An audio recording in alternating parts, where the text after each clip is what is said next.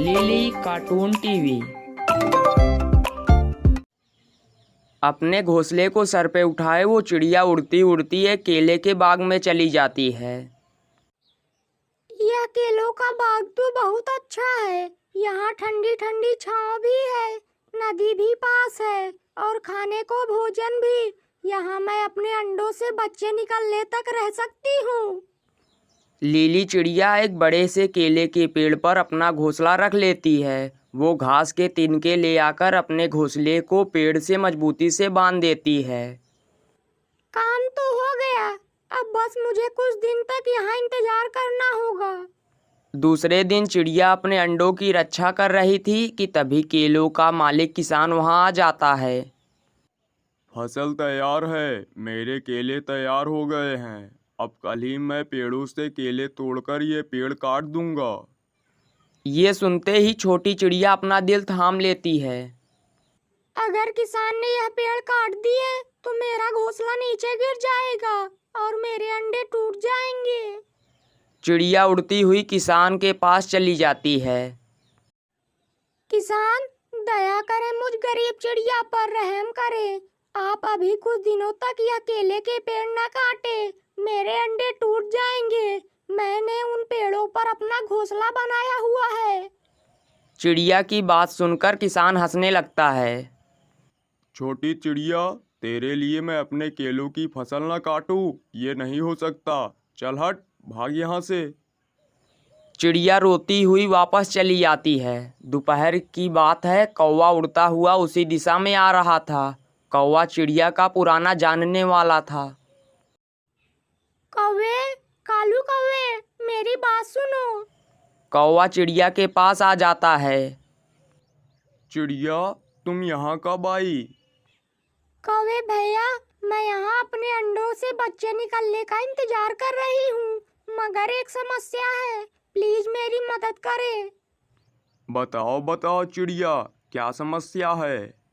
कौवे भैया, किसान ये केले का पेड़ काट देगा। अगर किसान ने ऐसा कर दिया तो मेरे घोंसले से अंडे गिरकर टूट जाएंगे। ये इंसान बहुत जालिम होते हैं। ये हम पक्षियों पर कभी दया नहीं करते। हमें कुछ उपाय निकालना होगा। रुको रुको चिड़िया, मैं अभी अपने दोस्त बादल के पास जाता हूँ। वो ज़रूर हमारी मदद करेगा। कौवा उड़ता है और तेजी से उड़ता हुआ अपने पुराने दोस्त गरजू बादल के पास चला जाता है। यार गरजू, एक समस्या है। फिर कौवा अपने दोस्त गरजू बादल को सारी बात बताता है।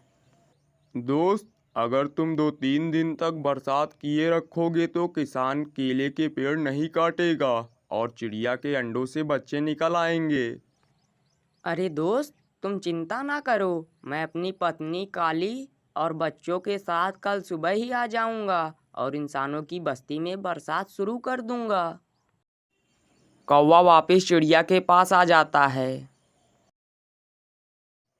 चिड़िया, मेरी बात हो गई है। कल सुबह सुबह ही गरजू बादल मेरा दोस्त आएगा और ऐसी बरसात करेगा कि इंसान घर से बाहर नहीं निकल पाएंगे। आपका बहुत बहुत शुक्रिया कौवे भैया। तुम्हारे लिए दाना लेकर आता हूँ। जब तक तुम्हारे अंडों से बच्चे नहीं निकल आते, मैं तुम्हारे साथ ही रहूँगा। कौवा चिड़िया के लिए दाना और उसके अंडों से निकलने वाले बच्चों के लिए नरम नरम घास लाकर देता है। इस घास से तुम्हारे बच्चों को चोट नहीं लगेगी। कौवे भैया, अगर आप यहाँ ना आते तो मैं अकेले ये सब ना कर पाती। फिर दूसरे दिन सुबह सुबह बादल बरसात करने की तैयारी करते हैं। काली, बच्चों से कहो कि सागर पर चले, सब्जी भर कर पानी पी लो। हमें 2 से 3 दिन तक इंसानों की बस्ती में बरसात करनी है। ठीक है, मुझे तो बरसने में बहुत मजा आएगा। मैं तो कब से इंतजार कर रही हूँ आपके आदेश का। सारे बादल सागर की तरफ जाते हैं और सागर से जी भर के पानी पीते हैं और इंसानों की बस्ती की तरफ अपना सफ़र शुरू करते हैं। मेरी टोकरी और मेरी कुल्हाड़ी दो, मैं केले के पेड़ काटने जा रहा हूँ। मैं केले तोड़कर टोकरी में रख लूँगा और पेड़ काट दूँगा। ये रही आपकी कुल्हाड़ी और ये रही टोकरी, मगर आप पूरब की तरफ तो देखो, कैसे काले काले बादल आ रहे हैं। मुझे इन बादलों की कोई चिंता नहीं है, मैं कर लूँगा। किसान जैसे ही अपने घर से निकलता है तो बरसात शुरू हो जाती है। किसान का पाँव फिसल जाता है और वो गिर जाता है। बड़ी मुश्किल है ऐसे मौसम में केले के पेड़ की कटाई करना। मुझे बारिश के रुकने का इंतजार करना होगा। फिर ऐसी बारिश शुरू होती है कि 3 दिन तक लगातार बारिश होती रहती है। दिन रात गुजरते गए और फिर एक सुबह चिड़िया के अंडे से बच्चे निकल आते हैं। पास में कालू कौवा खुशी से पागल हो जाता है। चिड़िया, बधाई हो। बच्चों, अपने कालू मामा का शुक्रिया करो। बच्चे कालू मामा का धन्यवाद करते हैं और गरजू बादल वापस घर चला जाता है। बरसात रुक जाती है। चिड़िया और कौवा छोटे छोटे बच्चों को साथ लेकर घने जंगल की तरफ उड़ जाते हैं।